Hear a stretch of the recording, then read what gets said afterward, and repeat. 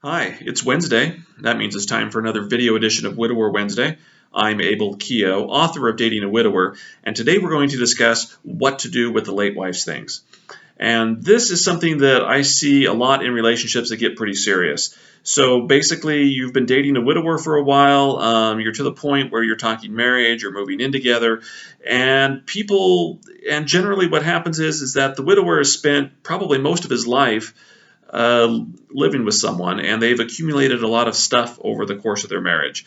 Anything from furniture to paintings, maybe the wallpaper on the wall, the carpet even. Anyway, they've accumulated a lot of stuff over the years, and let's just be honest, most of it is probably the home is decorated to the late wife's taste. That's just generally that's the way it goes. The widower just kind of wants maybe his own little man cave downstairs or an office or something and doesn't really care about the rest of the house. So you get to the point in your relationship where, the widower is either inviting you to move in or you're talking about getting married, and you walk into the house and you're kind of looking around, and it's not your house. It doesn't feel like your house. All the stuff that's in the house, you can just tell it's somebody else's taste, and there's nothing wrong with that. But you have got to kind of decide before you move in what you can and can't live with. So one of the first big mistake I see when it comes to getting rid of the late wife's things is that the women who are dating widowers, they just they whatever, just take the pictures down and I'll be fine with everything. And I think if you're to the point in your relationship where you're talking about basically having a life together, you need to be 100% comfortable in that house before you move in. And that varies from person to person. Some people may want pretty much everything gone. Some people may only want a few things gone. But you need to do an honest inventory with yourself about what you can and cannot live with in this house. It is not fair to you. It's not fair to the widower to move in and have you think that, you know what, this is going to be fine. I hate the furniture. I hate the carpet. I hate the wall decorations. And I'm just going to learn to live with it. Trust me, you won't be able to live with it. I've never seen anybody. I mean, I get emails all the time where the women are saying, "Hey, I moved in. I'll live with it." I'm like, don't do that, because I guarantee at some point it'll grate on you. It'll grate on you, and sooner or later you'll be there wondering, what the heck am I doing here? This isn't my house, and you want to change things. And at that point, it's like you've already been living there and want to change things. Anyway, long story short, it's a whole lot easier to go ahead and get things changed before you move in than after, or at least get most things changed, or at least the big things changed before you move in than after. Because I guarantee if one of the things that we talk about is what you permit, you promote. And if you're moving in somewhere, if you're moving in with a widower and you haven't said anything about not liking whatever the furniture or some aspect of the house, and 6 months later you're complaining about it, the widower's going to be like, dude, you should have said something up front. Okay, it's just the way men think. It's the way, again, I'm talking about some widower psychology here, is that you need to be upfront with the widower and you need to be honest with yourself about what you can and can't live with. So one of the keys here is, after you're honest with yourself, you take your own inventory, decide what you can and can't live with. You need to talk to the widower about changing things. And there's a right way and there's a wrong way to do this. And I think it's about half and half. I see people do half of it right, half of it the right way, half of it the wrong way. If you do it the wrong way, you're screwing the relationship over. If you do it the right way, things can continue to move forward. So the wrong way to do it is to basically go to the widower and tell him that his late wife had bad taste. This stuff is ugly. Let's get rid of it. Okay. Let's face it, nobody wants to hear that. You're talking about his late wife, and unless he has a lot of animosity towards her, you're just building up resentment in him, and and he's going to be like, whoa, who are you to come in here and talk trash about the late wife? That's not how you do it. The way you approach it with him is you just say, look, you want us to have a life together. That's great. I want to have a life together, but in order for that to happen, I need a house where I can feel comfortable in. I need a place where I can feel like it's mine or it's ours, and not something maybe from your past, so to speak. And then just kind of start working slowly on it. I know in my relationship with Marathon Girl, when we were discussing marriage, and discussing getting marriage. She basically, we were coming from a place where I had a home that I was going to sell. She had a one-bedroom apartment. We didn't have tons of stuff, but we had stuff. And her basic thing to me was, look, all this stuff can't come with us, mostly because it can't fit in our, we didn't have tons of money at the time, and it wasn't like, we were moving into a 3-bedroom house or something like that. We were looking for a 1-bedroom apartment, essentially. And so her approach, which was diplomatic, was like, look, we've got to decide what to keep and not keep, because between my stuff and your stuff, that's not going to fit into a 1-bedroom apartment. We can't afford a storage unit. So that's kind of how she approached it. She used our circumstances. I know circumstances differ, but again, note how she approached it. It wasn't personal. It wasn't about the late wife. It was really about, we got to just, we're moving together. We're going to start a life together. We got to kind of decide what we're going to keep and not keep. So one thing to keep in mind is about maybe how widowers think about things. For the most part, unless it's like a really personal object, maybe like some jewelry or a photograph, there's probably not a lot of emotional attachments to different objects. So for example, if there's a kitchen table or something like that that you don't like, you might get a new kitchen table. That's fine. Probably doesn't have a lot of emotional attachment to the table unless there's unless it was like a gift from someone or something like that. So just keep in mind that if a widower wants to hold on to stuff, it's really for emotional reasons, and it's not going to be for fact-based reasons. And honestly, most of the time, I haven't seen a lot of widowers object to changes. They may not want all the changes, but I really haven't seen a lot just say, oh, we can't change anything in the house. And by the way, if they do come back at you and they say, we're not changing anything in the house, red flag, get out of there, don't move in, end the relationship. He should be willing to make, again, the house a place where you guys can start a new life together. That's really what this is about. It's not living in a past life. It's starting a new life together. So whether you're moving in with him or he's moving in with you or you're getting married or whatever, if he's throwing up the objection that nothing's going to change, he is not ready for a serious relationship. He is not ready. He's looking for a companion. He's looking for someone, maybe to help him cook and clean or watch the kids or sleep with once in a while, but he is not looking for a serious I want to spend my life with you kind of relationship. Anyway, going back to my story a bit, I think I ended up getting rid of most of the stuff that I had in the house. And again, and I'll admit, it wasn't just like I was just kind of threw it away and said, hey, this is, I'm starting over. I kind of had to go through slowly and kind of take things out. But at the same time, Marathon Girl was, she was pretty rational or pretty logical about what we were keeping and not keeping. So, for example, one of the things we decided to keep was a kitchen table. It was a kitchen table that, it kind of had a story with it in the sense that it was this kind of nice kitchen table that the late wife and I picked up at a discount. It was like a scratch and dent sale, and we were just happened to be walking through, and we saw this nice table. It was $100. It was something we could, it was something that we could afford, especially for $100. We had this nice table, and so we kind of kept the table, as part of moving in, mostly because it was nicer than anything that a Marathon Girl had. But again, you have to see how I was thinking about the table. The table for me wasn't this like thing about, oh, hey, if we keep this table, it's reminding me of the late wife. It was like, hey, I have the nice table here, and you've got like this little folding table that can barely sit the two of us. So if we're gonna, move into an apartment, let's keep this table. And she was like, okay with that. So again, just kind of keep in mind that it may require a slight amount of compromise, and I don't think there's anything wrong with maybe keeping some things, again, as long as there's not necessarily an emotional attachment. If the widower's not, sees an object and he starts thinking of the late wife and crying, then yeah, that has to go. But you got to understand that the widower might be coming at it from a practical point of view and not an emotional point of view. That, hey, we're keeping this table because, yeah, it's a nice table. I know you don't like it, but, we have family over every Sunday for dinner, and there's 20 people, and we don't have, unless you're willing to, we can't afford a new table, and we need something that can seat 20 people or whatever it is. So, I'm just kind of think about it like that. I see a lot of women playing mind games with themselves in the sense that, oh, the widower wants to keep something because it reminds him of his late wife. And okay, there are some things that do remind him of the late wife, but kind of listen to what he's really saying. Now, if he's saying that, hey, I don't want to get rid of this because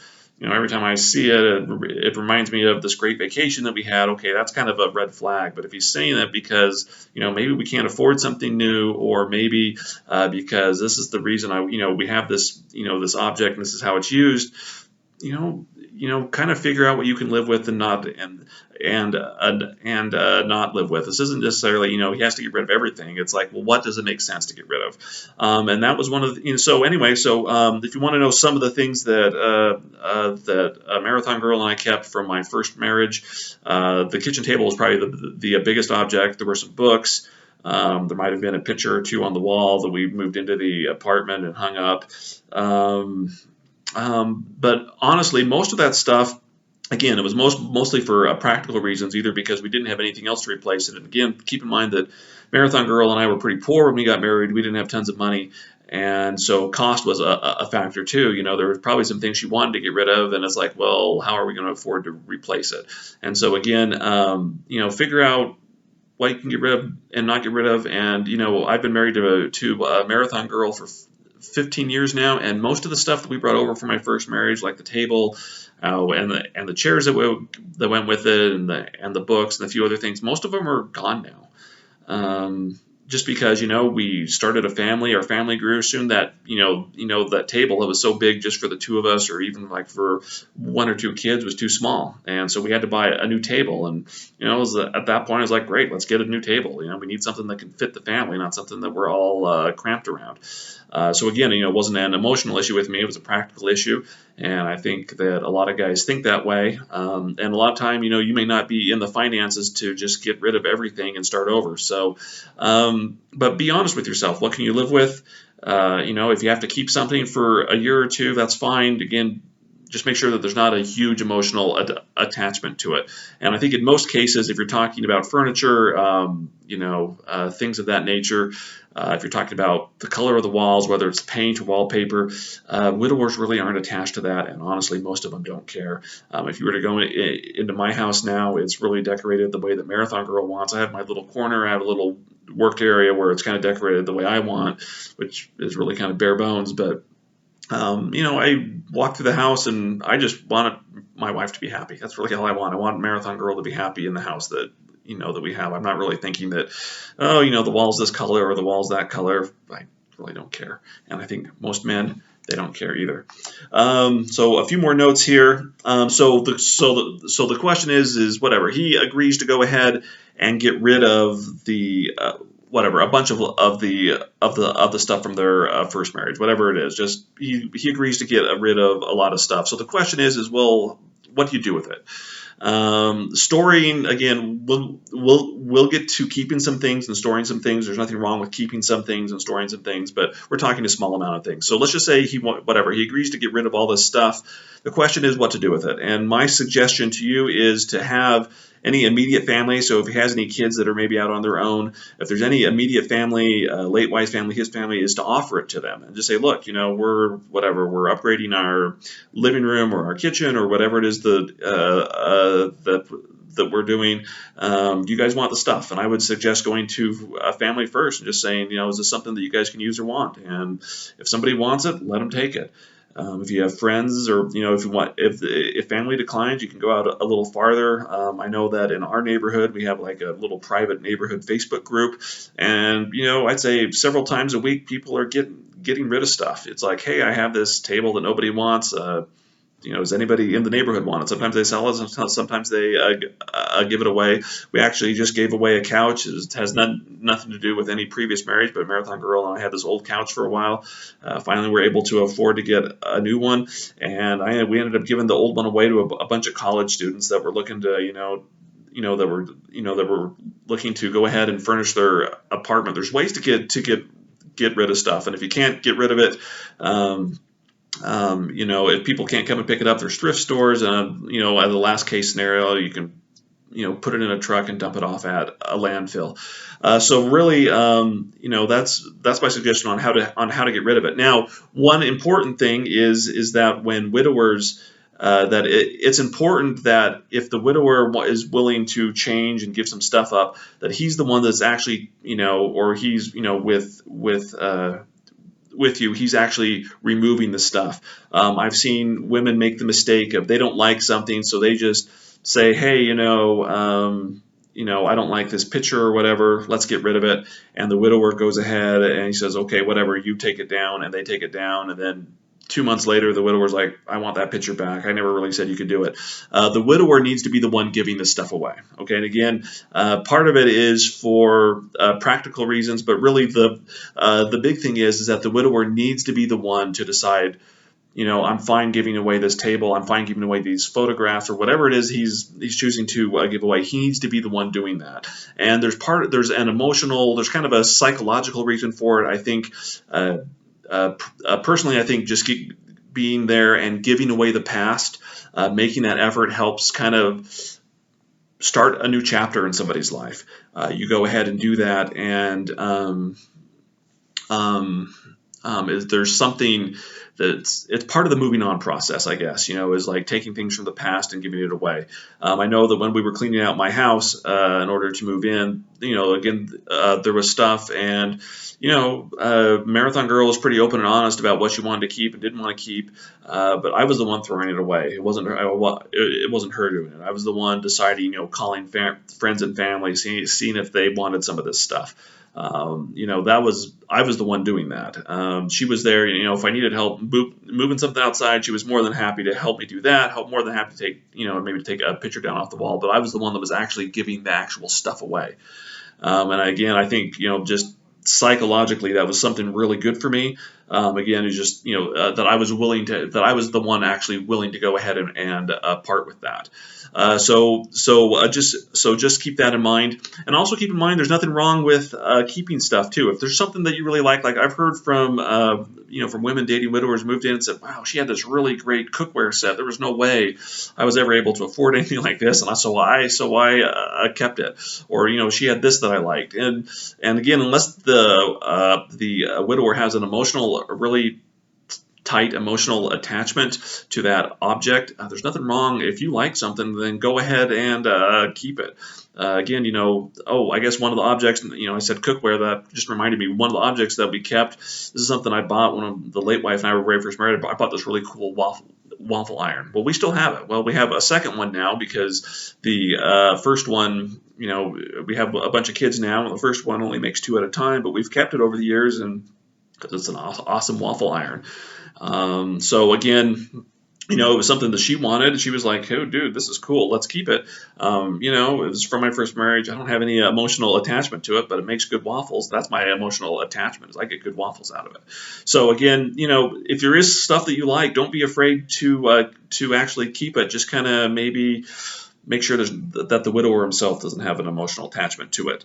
Last thing is just to just in wrapping up here, I guess the thing to keep in mind is that the widower's not going to want to get rid of everything. There's things that he's going to want to keep, and there's nothing wrong with that. So in my personal life, I think I'm down to 2 boxes that contain stuff from my first marriage to my marriage to the late wife.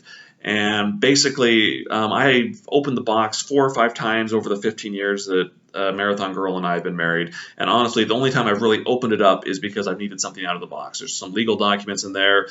Maybe my mom wanted a photograph of something, and I was like, sure, let me go in and get it for you. So there's nothing wrong if he has sentimental things that he likes, things that he wants to keep.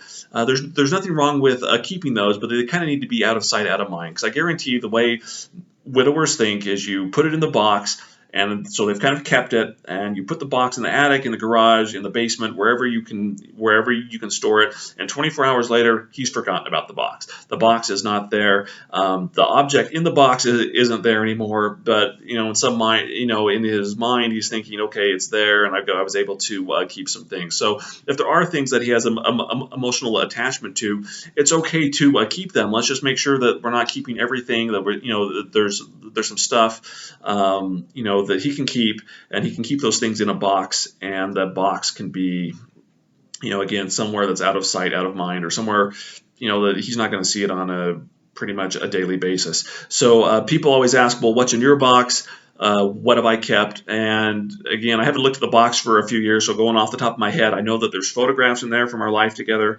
My late wife was a writer. A lot of her poetry and her journals are in there. There are legal documents. I think I think she has a piece of jewelry or two that I kept in there. Her wedding ring. I don't know. I'm sure if I open it up, I'd say, oh yeah, what I kept this, but see, that's going back to the point of it's kind of out of sight, out of mind. So yeah, did I keep some stuff? Yeah. Did Marathon Girl let me keep some stuff? Yeah. But we had, and Marathon Girl understood that, that there were some things that I wanted to keep. Marathon Girl wasn't asking me when we decided to get married and live a life. Well, she wasn't asking me to erase my past and forget it ever happened. She just wanted to start a new chapter where she could feel like number one. And so she was fine with me keeping what I kept. And so they're in two big like Rubbermaid bins or something like that, and they're sitting in our garage. And occasionally when we clean out the garage, I have to pull them out, and I've honestly never opened them. It's been like 3 years. I think I had to get some. I can't remember well, there was a reason I had to open them like 2 or 3 years ago, and I can't even remember the reason because I had to fish something out of there. Oh yeah, it was a newspaper article. Anyway, but you can see that the whole point here is basically, it's okay to keep some stuff, whether it's in a box or again, if he doesn't have an emotional attachment to it. If he has some nice furniture that you want to keep and there's no emotional attachment for him, go ahead and keep it. Again, the whole point of this is you want to start a life together. You want to start a life together, and you've got to do it in the best way possible. And it's going to be different for every person about what you keep and what you don't keep. Some of it may be financial reasons or whatever, but don't move in, don't marry a guy and move into his place if you're not going to be comfortable there. That is the number one piece of advice I hope you get out of this. And I hope you can keep moving forward. The final piece of advice I would give is don't play mind games with yourself. I see this all the time. Someone agrees to let the widower keep some stuff, I don't know, a blanket, some photographs or whatever. They're in the box, they're out of the way. And then the woman who's now in the house just obsesses with what's in the box. Don't freaking obsess about what's in the box. I guarantee the widower is not thinking about what's in the box. You're playing mind games with yourself. I've seen people completely blow up relationships and cause unnecessary problems because they think, well, he has this thing in the box and it reminds him of a late wife. Yeah, he does have a thing in the box that reminds him of a late wife, but he's not thinking about the box. He's thinking about what's for dinner. He's thinking about the football game on TV. He's thinking about work. He's thinking about the kids. He's thinking about 100 other things. I guarantee what is in that box is the last thing on his mind. So don't play mind games with yourself. Don't obsess about what's in the box or the boxes if you end up keeping some boxes. He's not thinking about them. I promise you that. So once again, this is Abel Keogh, author of Dating a Widower. Don't forget to comment or like or even subscribe. That would be great. That makes me, the more subscribes and likes I get, the more motivated I am to do these kind of videos. And if there's a topic you'd like me to address, feel free to leave it in the comments below too. I hope you found this helpful, and I hope that as you start a new chapter with the widower that you can both find happiness together. Thank you.